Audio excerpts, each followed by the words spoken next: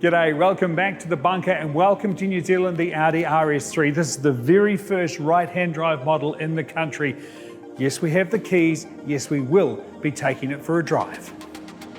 Straight away, it's obvious that this third generation is going to be a bit different. To start with, there is no effort being made to hide the RS-ness.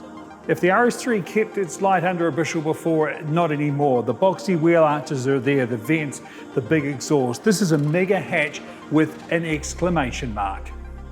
So rather than getting wrapped up in styling touches, let's talk numbers. 294 kilowatts, that's 400 horsepower in a hatch, 500 Newton meters. Add that up with the Quattro drivetrain, 0 to 100 in 3.8 seconds.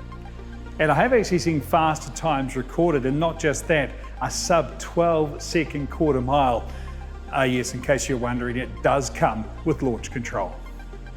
Now, of course, the Quattro name was made legendary by that all-conquering rally car in the 1980s. And like that original, under here you'll find a 5-cylinder turbocharged engine. Even better, it has the same firing order. That means the same rhythm.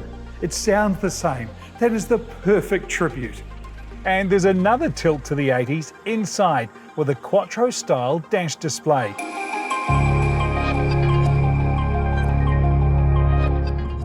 But the rest of the interior is pure modern Audi. There's just enough sort of hard sports car edge combined with comfort, including these Napa leather seats.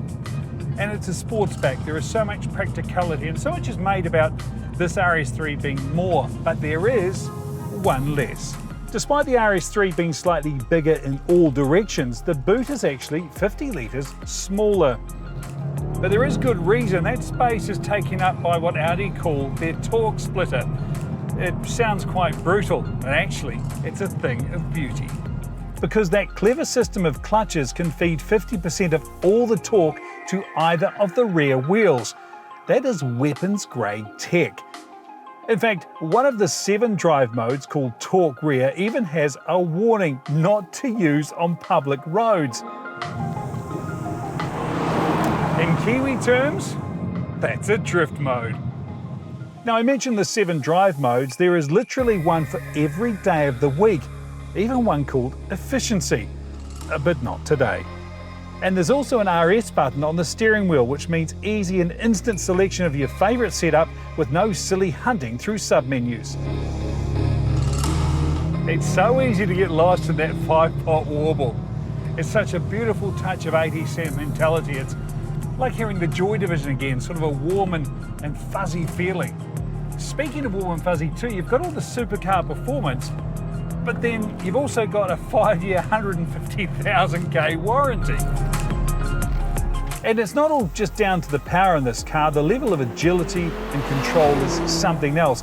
So is the way it can iron out a less than smooth road, like this. And knowing that you can buy an RS3 from Giltrap Audi for $112,500, it almost doesn't add up.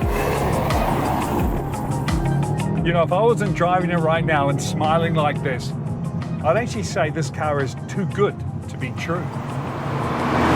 16 years ago, I was smitten with the V8 powered RS4, and a couple of years later, the twin-turbo V10 RS6, which was nothing short of awesome. And every RS I've driven has left an impression. And this one? Well, this one's magic, and I love it.